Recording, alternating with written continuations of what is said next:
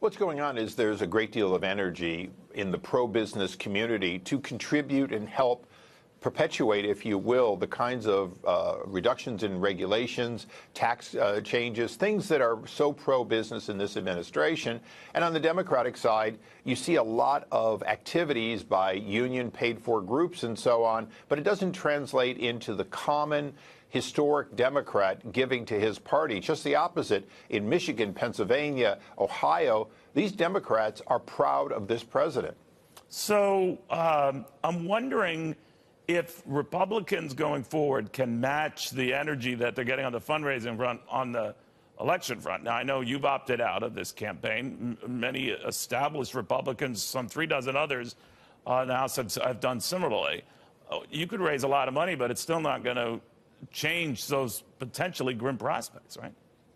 Well, my replacement candidates on the Republican side are not only raising money, but 3 out of 3 are, in fact, in our polling showing they're going to beat any of the Democrats in my district. So it's actually going to be a good year because of the policies of this president.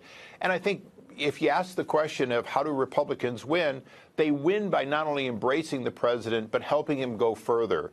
You know, the omnibus we just passed was not what it could have been. The president signed it because he needed the money for defense.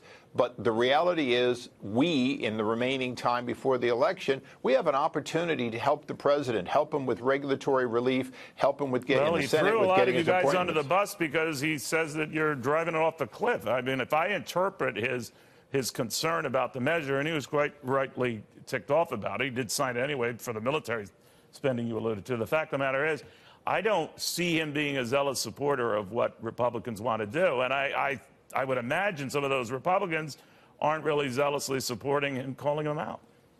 Well, he's got a point, which is that business as usual was in the omnibus. There was a considerable amount of money that the president didn't want and didn't ask for, and he would have preferred that go to revitalizing our military or building the wall. But why does that happen, Congressman? Because average Americans hear that, Republicans have the run of the table, right? The House and the Senate, the White House. So a lot of people who don't know the Byzantine procedures there are saying, God, these Republicans can't get out of their own way.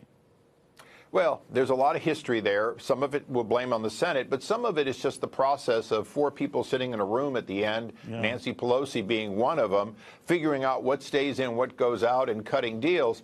The fact is, we have not drained the swamp enough from a House standpoint. Clearly, we're still addicted to special interest spending, and the priorities of the president that he won on have not yet become the priority of some members of Congress.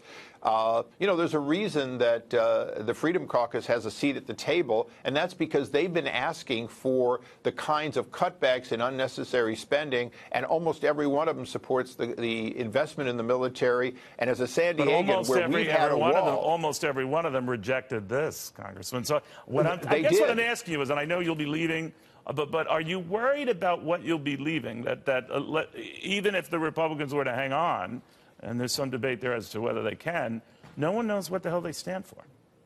Well, you're exactly right. If you run toward the president, disagree with him on occasions, help him go further on occasions, but if you embrace this very popular movement that President Trump is growing, one that enjoys considerable crossover, we're going to not only hold our seats, but we could win. If you run away, don't embrace a lot of what the president says, particularly on tariffs. They're not keen on that. They're not keen on what he's doing there. So I just get a feeling that everyone's asking who's on first, and no one knows. Well, people say they don't like the tariffs, but let's look at last week.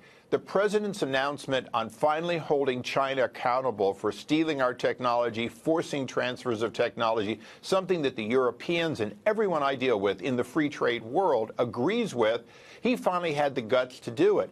That's an example where Republicans need to embrace the fact that it's not pleasant to have to go to a mini trade war with China. But if you don't stop China's bad behavior, and I've been in industries before I came to Congress where they ripped us off all the time in consumer electronics and chip development and so on. So the fact is that sometimes it's hard to admit that you can't just be a free trader and let the other side deal. The president is standing up to that. Republicans, including free traders like myself, recognize it's time to hold China accountable.